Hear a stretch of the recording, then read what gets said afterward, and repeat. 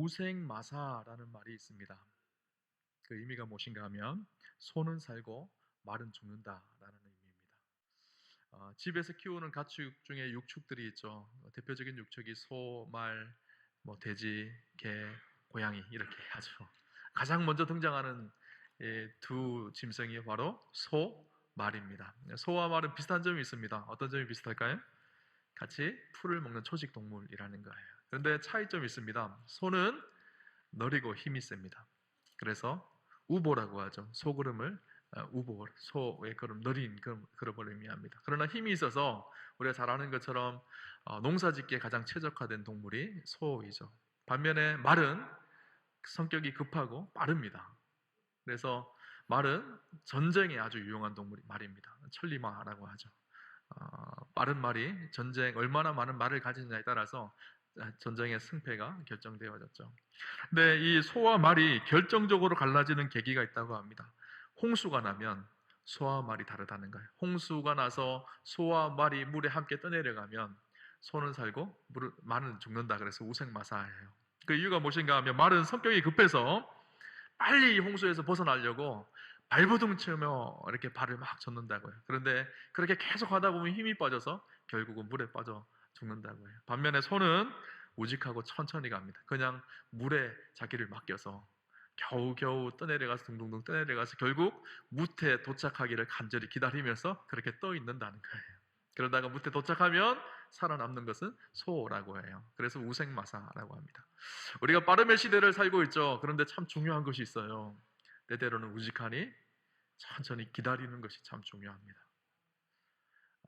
사실 우리의 삶 속에 기다림 없이 되는 것은 아무도 없습니다. 우리가 인생에 태어나는 것도요, 기다림 속에 태어나죠. 10개월을 엄마 뱃속에서 기다렸다 태어나잖아요. 8개월에 태어나면 안 되잖아요. 그죠? 7개월에 태어나면 안 됩니다. 조산이 되어져요. 그러면 아이도 유독하고 힘들 수도 있고 또 산모도 어려울 수가 있어요. 10개월에 꽉 채워서 기다리는 것이 힘들지만 꽉 채워서 태어나는 것이 복이에요. 여러분 아침에 오실 때 식사하고 오셨잖아요. 식사할 때 밥을 짓잖아요. 밥을 지을 때 뜸을 들이는 기다림의 시간이 있어야 돼요. 뜸을 들이지 않으면 서럽게 되어집니다. 여러분 우리 인생도 마찬가지예요. 때때로는요 모든 일들이 빨리 성취되어지면 참 좋은 것 같지만 기다리며 인내하며 아름답게 열매 맺을 연글 수 있도록 기다림의 시간이 참 필요한 것을 보게 되어지죠. 오늘 대림절을 보내고 있는 이 대림절은요 기다림의 절기입니다. 성탄절 전주 4주부터 대림절이 시작되어지는데 주님 오실 것을 기다리는 그 마음이 있죠. 2000년 전에 이 땅에 임마누엘로 오신 주님을 기다리듯이 오늘 우리의 심령과 우리의 영혼과 우리의 환경 속에 오실 그 주님을 간절히 기다리는 절기가 대림절이죠. 그리고 오늘 살아가는 우리들에게 이 대림절은요 구약의 선지자들이 구약의 믿음의 사람들이 메시아의 오심을 기다렸던 것처럼 오늘 우리는 다시 오실 주님을 간절히 기다리는 절기가 바로 대림절입니다. 여러분 사실 기독교는요 기다림의 종교입니다. 구약의 사람들은요 메시아를 간절히 기다렸어요. 고난이 있고 힘들어도 메시아를 기다리며 이겨내고 참아내며 그들의 믿음을 지켰어요. 여러분 구약의 이야기가 그렇습니다. 선지자들을 통해서 계속 너희가 힘들고 지금은 포로로 끌려가고 고통 속에 있지만 하나님께서 메시아를 주의 날 여호와의 날을 오게 하실 것이다. 그때 되면 너희가 회복되어지고 하나님의 평강이 임하게 되어질 것이다. 그러나 죄에 거한 사람들은 하나님께서 심판하실 때가 오게 되어질 것이다. 이것이 구약의 예언자들의 메시지였거든요. 여러분 구약의 끝이 어떻게 되어지는지 아시죠? 바빌론 이스라엘 백성들이 포로로 끌려가면 끝나는 거예요. 근데 포로로 끌려간 그곳에서 하나님은 다니엘을 통해서 예레미야를 통해서 계속 약속을 주세요. 약속의 때가 있다. 기한이 차서 너희가 70년을 기다리면 회복하게 하실 것이다. 또 약속의 때가 있다. 메시아가 오실 그때 주의 날이 있을 것인데 그때 하나님께서 이스라엘을 회복하게 하실 것이다. 이것이 구약에 있는 이스라엘 백성들의 간절한 기다림이었었어요. 신약의 성경도 마찬가지입니다. 구약에서 그렇게 기다리던 메시아가 오시고 메시아의 사역이 시작되어지는 것이 신약의 시작이죠. 예수님이 오셔서 공생의 사역 3년을 시작하십니다. 그리고 3년 사역을 마치시고 십자가에 죽으시고 부활하셔서 승천하시면서 제자들에게 뭐라고 하셨죠? 내가 다시 오겠다. 그때를 기다려라. 그렇게 말씀하셨어요. 그래서 신약에 나오는 수많은 서신서들은요 다시 오실 주님을 간절히 기다리는 우리 그리스도인들이 어떻게 살아야 되는지를 기록해 놓은 것이 서신서예요. 요한계시록 우리가 잘 아시죠? 요한계시록 하면 우리는 먼저 두려움이 탁 생기는데 사실 요한계시록은요 기쁨의 서신이에요. 고난받고 고통스러워하고 힘들어하고 있는 그리스도인들이, 당시에 로마의 핍박의 압제 속에 어려움 속에 있었던 그리스도인들이 주님 오실 날을 바라보면서 기쁨으로 기다리는 고백이 있는 것이 요한계시록이거든요. 이런 성경의, 신약 성경의 마지막 끝 요한계시록의 끝이 어떻게 기록되어 있는가 하면요, 요한계시록 22장 20절 21절에 보면 이렇게 기록합니다. 이것들을 정언하신 이가 이르시되 내가 진실로 속히 오리라 하시거늘 아멘. 주 예수여 오시옵소서. 주 예수의 은혜가 모든 자들에게 있을지어다. 아멘. 이렇게 요한계시록이 끝납니다.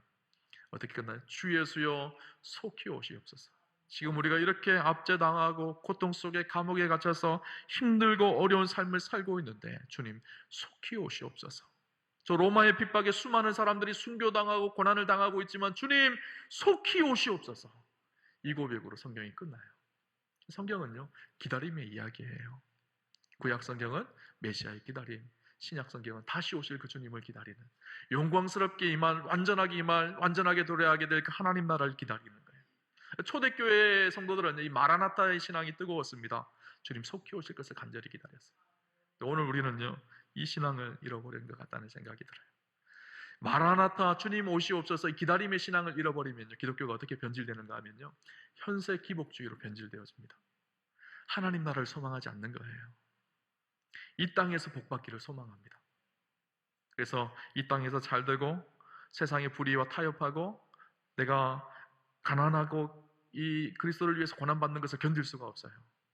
그러나 하나님 나라를 바라는 사람들은, 초대교회 교인들은요 이 땅에서 예수님 때문에 손해보고 핍박당하고 가난하게 되는 것을 즐겼어요. 왜 그랬을까요? 주님 오실 날이 있기 때문에, 그 때에 모든 것을 회복하실 그 승리의 날이 있기 때문에. 오늘 혹시나 우리의 기도 제목이 어떤지를 가만히 들여다보았으면 좋겠습니다. 우리의 기도가 지나치게 현세 기복주의로 흘러가고 있지 않나요? 하나님 이것도 주시고요, 이것도 잘 되게 해주시고요, 이것도 잘 되게 해주세요, 이 땅에서 잘 살게 해주세요. 혹시나 내 기도의 제목이 이렇게 변질되었다면 뭔가 우리의 신앙에 문제가 생겼다는 거예요. 그렇죠? 오늘 본문에 보면요 고린도전서 말씀인데요, 초대교회 그리스도인들이 얼마나 이 기다림에 대한 열망이 있었는지를 우리가 알 수가 있습니다. 오늘 본문의 사도 바울은요 고린도 교회에게 편지를 보내죠. 1절부터 3절까지 내용은 인사 이야기가 기록되어져 있어요. 서두에 인사가 나오고 4절부터는 이 고린도 교회를 바라보면서 감사한 조건들을 이야기하며 서술합니다. 사실 고린도 교회는 당시에 문제가 많았던 교회거든요. 교회 안에 분쟁이 있고 다툼이 있고 어려움이 있었던 교회가 고린도 교회예요. 근데 그 고린도 교회의 편지를 쓰면서 사도 바울이 뭐라고 얘기하는가 하면 하나님께 감사한다고 고백합니다. 4절에 보면 그리스도 예수 안에서 너희에게 주신 하나님의 은혜로 말미암아 내가 너희를 위하여 항상 하나님께 감사하노니. 너희를 생각할 때마다 하나님 앞에 항상 감사가 되어진다. 그러면서 몇 가지 이유들이 쭉 나옵니다. 그 중에 한 가지가 무엇인가 하면 너희 안에는 정말 하나님이 주신 다양한 은사가 있었다. 7절에 그것을 기록하고 있거든요. 너희 안에 다양한 은사들이 있었다. 하나님이 은사를 주신 것 참 귀한 일이죠. 고린도 교회는 은사가 풍성하게 있었던 것 같아요. 예언의 은사, 통변의 은사, 신유의 은사, 여러 가지 은사들이 나타났어요. 은사 자체가 잘못된 것은 아니죠. 그런데 고린도 교회가 사실 그 은사 때문에 문제가 있는 부분들이 있었지만 그럼에도 불구하고 은사를 주신 것에 대해서 사도 바울은 감사하고 있어요. 또 한 가지는 5절 6절에 보면 이렇게 얘기합니다. 이는 너희가 그 안에서 모든 일 곧 모든 언변과 모든 지식이 풍족함으로 그리스도의 증거가 너희 중에 견고하게 되어, 이렇게 기록을 하고 있죠. 사도 바울이 감사하는 이유가 너희 안에는 모든 언변이 있다는 거예요. 언변이 뭐죠? 말하는 솜씨가 언변이잖아요. 그런데 여기서 말하는 솜씨는 세상적인 말을 하는 것이 아니라 진리를 말하는 언변이 너희 안에 있었다라고 이렇게 이야기합니다. 사람들 앞에, 믿지 않는 사람들 앞에 진리가 무엇인지를 잘 이야기할 수 있는 그런 탁월한 언변이 있었다는 거예요. 또 한 가지는 무엇인가 하면 지식이 풍부했다. 지식이 풍성했다는 거예요. 무슨 지식일까요? 하나님의 말씀을 아는 지식, 그리스도 예수를 아는 지식이 그들 안에 풍성했다는 거예요. 이것도 감사하다는 거예요. 근데 사도 바울이 정말 고린도 교회를 바라보면서, 고린도 교회가 어렵고 연약한 교회이고 싸움과 다툼이 있었지만 그럼에도 불구하고 감사했던 중요한 이유가 한 가지 있습니다. 그것이 무엇인가 하면 그들은 주님이 다시 오심을 기다리며 소망하는 공동체였었어요. 오늘 본문 7절을 보면 우리 주 예수 그리스도의 나타나심을 너희가 기다림이라 그렇게 이야기하고 있어요. 주님이 다시 오실 그날을 이들은 간절히 소망하며 마라나타 주 예수여 오시옵소서, 이 고백이 그들의 믿음의 고백 속에 날마다 담겨져 있었던 거예요. 여러분, 당시의 고린도 교회뿐만 아니라 초대교회의 특징이 그렇습니다. 그들은 다 주님 오실 날을 간절히 소망하며 기대하며 바라보고 있었어요. 데살로니가 교회, 갈라디아 교회, 그런 교회들의 서신서들을 보면요, 그들이 얼마나 주님 오실 날을 사모하며 기다리고 있었는지를 자세하게 기록을 해놨어요. 초대교회가 그렇게 힘이 있었고 하나님 주신 귀한 사명을 충성스럽게 감당할 수 있었고, 고난이 있고 핍박이 와도 꾸꾸러지지 않고 주의 복음이 증거되어진 강력한 이유가 한 가지가 무엇인가 하면, 그들은 하나님 나라를 기다리고 있던 공동체였었어요. 주님 나라를 소망하는, 주님 다시 오실 것을 간절히 기다리고 소망하는 공동체였던 거예요. 이 주님 오실 날을 소망하는 것, 이것이 왜, 이 기다림의 신앙이 왜 중요한가 하면요, 기다리는 하나님의 백성들, 기다리는 그리스도인들에게는 주님의 날을 소망하는 그리스도인들에게 나타나는 특징이 있기 때문이에요. 그 특징이 무엇인가 하면요, 주님의 나타나심을 기다리는 성도들은 거룩하고 경건하게 그 기다림을 준비합니다. 여러분, 그 기다림의 때에 만날 주님을 바라보면서 오늘 하루하루를 정결하게 살아간다는 거예요. 그 날이 믿음으로 살아갔던 사람들에게는 소망의 기다림의 날이기도 하지만, 반면에 그 날이 두려움의 날인 사람들도 있어요. 왜냐하면 그 날이 하나님 나라를 회복하는 날이기도 하지만 하나님께서 심판하는 날이기도 하기 때문이에요. 이렇게 생각을 하면 좀 쉬울 것 같다는 생각이 들었어요. 어떤 사람이 사랑하는 아내와 자녀들을 두고 해외로 파견 근무를 갔어요. 3년, 4년 동안 그곳에서 일을 하다가 이제 돌아갈 날이 다가온 거예요. 그래서 집에 전화를 했어요. 여보, 기뻐해서 나 다음 주에 돌아가게 되어졌어. 그러면 그 소식을 듣는 아내와 자녀들은 어떨까요? 기쁠까요? 슬플까요? 기쁘겠죠. 슬퍼할 것 같다는 소식이 막 들리는데 기쁘겠죠, 그죠? 왜 기쁠까요? 3년, 4년 동안 못 보았던 남편이, 수고해서 우리 가정을 위해서 애썼던 남편이 돌아온다는 소식이 얼마나 기뻐요, 그죠?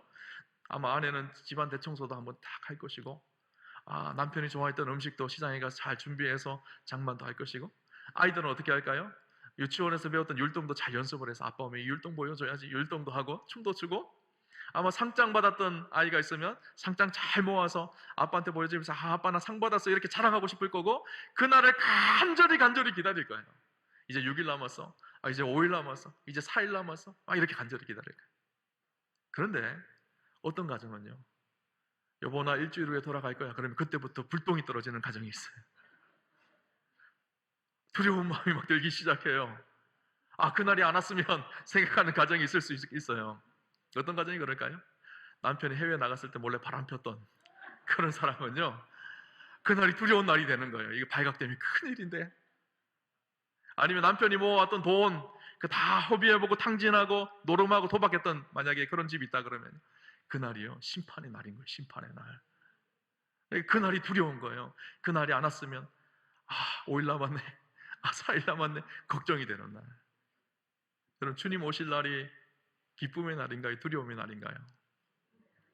우리 그리스도인들은요, 그날이 기쁨의 날이 되어야 돼요. 그럼 어떻게 살아야 될까요? 그날을 준비하며 살아야 돼요. 그날이 있다는 사실을 바라보면서 오늘을 하나님 보시기에 거룩하고 진실하게 살아야 돼요. 대림절은요, 그래서 이 대림절은요, 겨울철의 사순절이라고도 하기도 합니다. 사순절이 어떤 날이죠? 그리스도의 고난에 동참하고 회개하고 통회하며 거룩하게 살아가는 절기가 사순절이잖아요.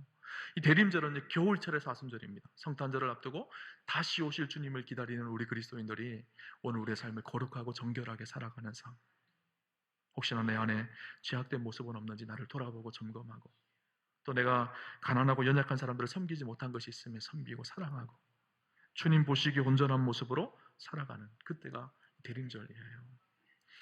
사순절하고 대림절에는요, 색깔이 있어요. 제가 오늘 스토를 하고 나왔잖아요. 이 스토의 색깔이 어떤 색깔일까요? 보라색이에요. 사순절도 똑같이 목회자 스토의 색깔이 보라색입니다. 보라색의 의미가 무엇인가 하면 참회, 소망, 기다림이라는 의미가 담겨져 있어요. 여러분이 대림절을 보내면서요, 우리 안에 하나님 보시기에 온전하지 못했던 모습들, 그래서 주님 맞을 모습이 기쁜 모습으로 맞을 수 있는 우리의 삶으로 우리의 삶을 가꾸어 가셔야 합니다. 깨어 있으셔야 돼요. 성경적 표현을 가지면 마태복음 25장에 보면 예수님이 우리에게 가르쳐준 비유 한 가지가 있어요. 그 비유가 무엇인가 하면 열처녀에 대한 비유예요. 열처녀가 신랑이 올 것을 기다립니다. 혼인잔치에 참여하기 위해서. 신랑이 늦게 오는 것 같아요. 그러니까 다 자고 있었어요. 근데 멀리서 소식이 들려옵니다. 신랑이 온다! 신랑이 온다! 라는 소식이 들렸어요. 잠자던 처녀들 벌떡 일어났어요. 신랑을 맞으러 막 뛰어가요. 신랑을 맞기 위해서 초에 불이 붙여져 있어야 되는데 5명의 처녀에는 어떻게 되죠? 기름이 똑 떨어져 버렸어요. 5명의 처녀는 잘 준비하여서 기름이 가득하여서 불을 피우고 있었어요. 그래서 이 5명의 처녀는 결국 신랑을 만나지 못합니다. 뒤늦게 초에 기름을 사가지고 와서 혼인잔치에 참여하려고 하지만 이미 문은 닫혀져 버렸어요. 아무리 애원해도 그 문이 열리지 않는 거예요. 그러면서 마태복음 25장 13절에 뭐라고 기록하는가 하면요, 그런즉 깨어있어라. 너희는 그날과 그때를 알지 못하느니라. 그런즉 깨어있어라. 그날과 그때는 알지 못한다. 여러분, 우리가 매 순간순간이 대림절이어야 돼요. 매 순간순간이 주님 앞에 깨어서 거룩하고 진실하게 살아가야 합니다. 저는 가능하면 우리 주님이 우리가 예배 드릴 때 오시면 참 좋겠다라는 생각이 들어요. 이 자리에 계시면 최소한 세상에 빠져서 죄는 짓지 않고 살고 있을 거 아니에요, 그죠? 주님 언제 오실지 몰라요. 오늘 예배를 드리고 밖에 나갈 때 오실지도 모르고요. 차 타고 집에 가는데 그때 오실지도 모르고요. 우리가 자녀들한테 막 화내고 있을 때 그때 오실지도 모르고요. 세상에 빠져서 유혹에 빠져서 막 그렇게 살아갈 그때 오실지도 몰라요. 오늘 우리가 늘 주님 앞에 깨어 있어야 돼요. 초대교회 성도들은요, 그래서 늘 마라나타 신앙을 고백하며 살았습니다. 주님 속히 오시옵소서. 속히 오시옵소서. 오늘 우리 안에 이 신앙의 고백이 회복되기를 주님 이름으로 축원합니다. 중요한 신앙 고백이에요. 근데 안타깝게도 오늘 한국교회가 이 마라나타 신앙을 이단들에게 빼앗겨 버렸어요. 잘못된 이 재림을 주장하는 그런 이단들 때문에 한국교회가 이 주님 재림에 대한 이야기가 하기가 두려워요. 혹시나 이상한 데가 아닐까 이렇게 생각하기 때문이에요. 여러분, 우리 안에요, 주님 앞에 서는 그날이 있다는 사실을 바라보면서 부끄럽지 않게 하나님 앞에 최선으로 신앙생활을 하셔야 합니다. 대림절날 그런 은혜가 있기를 주님 이름으로 축원합니다. 또 한 가지는 주님 오심을 기다리며 사는 사람들은요, 세상 속에 고난이 있고 아픔이 있지만 주님을 바라보며 인내하고 고난 속에서도 기쁨으로 살아가는 사람들입니다. 여러분, 기다림은요, 우리를 힘들게 하기도 하지만요, 기다림 속에 소망이 분명한 사람들은요, 힘들지 않습니다. 기다림 속에 반드시 승리하는 그날이 있다는 사실을 바라보는 사람들은요, 고난을 이겨낼 수가 있어요. 제가 어렸을 때 기억나는 것이 성탄절이 되어지면 간절히 성탄절을 기다렸어요. 그 기다리는 기쁨이 얼마나 큰지 몰라요. 성탄절이 빨리 와야 되는데 그렇게 간절히 기다렸거든요. 기다리는 기쁨이 큰 거예요. 저희 딸이 예전에 저한테 아빠 선물 뭐 사고 싶은 게 있었어요. 그래서 제가 인터넷으로 주문을 했어요. 제 딸이요, 그 다음 날부터 간절히 기다리는 사람이 있어요. 택배 아저씨를 간절히 기다립니다. 빨리 택배 아저씨가 와야 되는데 학교에서도요, 집에 전화를 해요. 엄마, 택배 왔어? 택배 왔어? 집에 오면 택배 왔어, 아빠? 막 그래요. 그것을 간절히 기다리는 거예요. 그런데 제가 봤을 때는요, 그 장난감이 왔는데 장난감이 오니까 별로 안 가지고 놀더라고요. 그 기다림이 훨씬 큰 거예요. 기다림이 주는 기쁨이 훨씬 더 큰 거예요. 그죠? 오늘 우리가 정말 주님 오심을 기다리는 사람들은요, 세상을 기쁨으로 살아갑니다. 고난이 있고 어려움이 있는 것이 세상이거든요. 죄로 인해 깨어지고 부서진 것이 세상이거든요. 근데 이 세상 속에 고난 속에 살아가지만 우리에게 도래하게 되어질 그 영광의 하나님 나라가 있다는 사실을 확신하며 신뢰하며 바라보며 살아가는 사람들은요, 그 고난을 이기며 살아가요. 승리하며 살아가요. 지금은 힘들고 실패도 있을 수가 있고 고난이 있을 수가 있어요. 그러나 그리스도 안에서 우리 안에 승리의 날이 준비되어져 있어요. 영광의 그날이 준비되어져 있어요. 물이 바다를 덮은 같이 여호와의 영광이 충만한 그날이 있다는 거예요. 주님 오시는 그날. 베드로 사도는요, 그래서 뭐라고 기록하는가 하면요, 베드로전서 4장 12절 13절에 보면 이렇게 기록합니다. 사랑하는 자들아, 너희를 연단하려고 오는 불시험을 이상한 일 당하는 것까지 이상히 여기지 말고 오히려 너희가 그리스도의 고난에 참여하는 것으로 즐거워하라. 이는 그의 영광을 나타내실 때에 너희로 즐거워하고 기뻐하게 하려 함이라. 아멘. 사랑하는 자들아, 너희를 연단하려고 오는 불시험을 이상한 일 당하는 것 같이 이상히 여기지 말라. 우리 안에 시험이 있고 고난이 있고 어려움이 있는 것이요, 이상한 일이 아니라는 거예요. 죄악된 세상을 살아가며 그리스도인으로 살아갈 때 마땅히 나타나는 것이 시험이고 고난이고 어려움이라는 거예요. 그것을 이상하게 생각하지 말고 뭐라고 얘기하죠? 오히려 고난에 참여하는 것으로 즐거워하라는 거예요. 왜 그럴까요? 그리스도를 위해서 고난에 참여하는 즐거움이 있어야 될 이유가 무엇인가 하면 그의 영광이 나타날 때, 주님 오시는 그날에 너희로 즐거워하고 그것 때문에 오히려 더 큰 기쁨을 누리게 할 거라는 거예요. 그 영광을 바라보는 사람들은 오늘의 고난에 낙심하고 좌절하지 않습니다. 그 영광의 은혜의 풍성함이 있기 때문에 충만한 하나님의 임재와 영광을 경험하는 것들. 여러분, 예배에 오면 기쁘시죠? 예배를 진짜 잘 드리는 사람들은요, 예배에 오면 기쁨이 있습니다. 왜 그런가 하면요, 예배 속에 하나님의 영광을 경험하기 때문이에요. 세상에서 경험해보지 못한 하나님의 영광이 우리 예배 속에 경험되기 때문이에요. 근데 예배에서 경험되어지는 영광도 참 기쁘고 큰 영광이지만 주님 다시 오시는 그날에 얻어지는 이 영광은요, 우리가 지금 경험하는 영광과 비교할 수 없는 영광, 비교할 수 없는 기쁨, 물이 바다를 덮은 같이 여호와의 영광이 온 세상에 충만한 그 영광, 그 영광을 누리게 된다는 거예요. 저는 우리 요한교회가요, 하나님 나라를 소망하는 예배였으면 좋겠어요. 그래서 세상에 신음이 있고 고통이 있고 아픔이 있는 세상이지만 예배에 들어와서 장차 도래하게 될 하나님의 영광을 오늘 이 예배의 자리에서 맛보고 누리고 경험하고, 그래서 하나님의 영광 속에 회복되어지고 치유되어지고 새롭게 되어지는 그런 예배가 되기를 바랍니다. 하나님 나라에서 경험하게 될, 완전한 그 하나님 나라에서 경험하게 될 그 예배를요, 오늘 누리는 것, 이것이 우리의 예배예요. 그렇죠? 제가 이전에 살던 곳이요, 지리산과 가까웠어요. 그래서 제가 제 생일 때 한번 제 아내한테 부탁을 해서, 여보, 우리 같이 지리산 한번 올라갑시다. 생일날 그렇게 얘기를 했어요. 그래서 월요일날 쉬는 날 아내하고 지리산을 올라갔어요. 지리산 노고단까지 올라갔는데요, 저는 잘 올라갈 줄 알았어요. 근데 이게 보통 일이 아니더라고요. 평상시 운동을 안 해서 그런지 너무 힘들더라고요. 고기 하나를 넘으면 또 고기가 나오고, 고기 하나가 넘으면 또 고기가 나오고, 가도 계속 가는 거예요. 속으로 그런 생각이 들었어요. 아, 괜히 왔다. 아내한테 가자고, 시끄럽게 그렇게 빨리 가자고, 아내가 가기 싫어했거든요. 가자고 억지로 저쪽에서 왔는데 제가 먼저 힘들어서 괜히 왔다. 한국에 넘을 뻔하다. 아, 괜히 왔다. 그래도 지리산 근처에 살면서 누구한테 지리산 한번 갔다 왔다고 얘기라도 해야 될 것 같아서 그렇게 올라갔었거든요. 지리산 노고단 정상에 딱 도착을 했어요. 정상에서 아래를 내려다 보는데요, 감격이 막 되더라고요. 감탄이 되더라고요. 너무 멋지고 아름다운 거예요. 여러분, 구름이 내 발 아래에 있는 그런 경험을 해보셨나요? 감탄이 막 저절로 나와요. 근데 그때 들었던 생각이 무슨 생각이었는가 하면요, 이런 생각이었어요.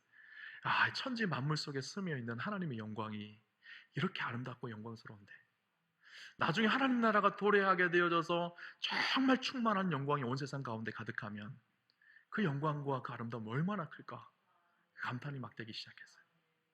그래서 그 다음 주부터 제가 지리산 전도사가 되어졌어요. 그래서 주위에 있는 목사님들, 우리 같이 한번 지리산 노고단 한번 올라가자고. 올라가는 것은 힘든 일이지만, 수고스러운 일이지만, 그 위에서 만나게 되는 그 영광은 너무너무 큰 거예요. 우리 인생도 마찬가지입니다. 주님 나라 가는 그날까지 우리 인생은요, 힘듭니다. 고난이 있고, 한 고개 넘으면 또 한 고개가 나타나고, 또 한 고개 나타나면 또 한 고개가 나타나서 이게 무슨 개고생인가 이런 생각이 들어요. 그런데요, 정상에 도착했을 때 나타났던 영광을 경험했던 것처럼 주님 다시 오시는 그 영광의 날,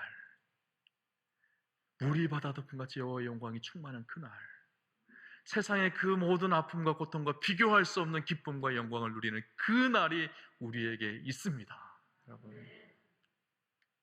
우리 이 세상을 승리할 수 있는 거예요. 이 세상을 이기며 살아갈 수 있는 삶이 있는 거예요. 여러분, 우리가 대림절 기다림의 절기를 보내고 있습니다. 이 기다림의 절기에 힘들고 어려운 일도 있는 분도 계실 거고, 또 세상에 빠져서 세상적으로 살았던 분들도 있으실 거예요.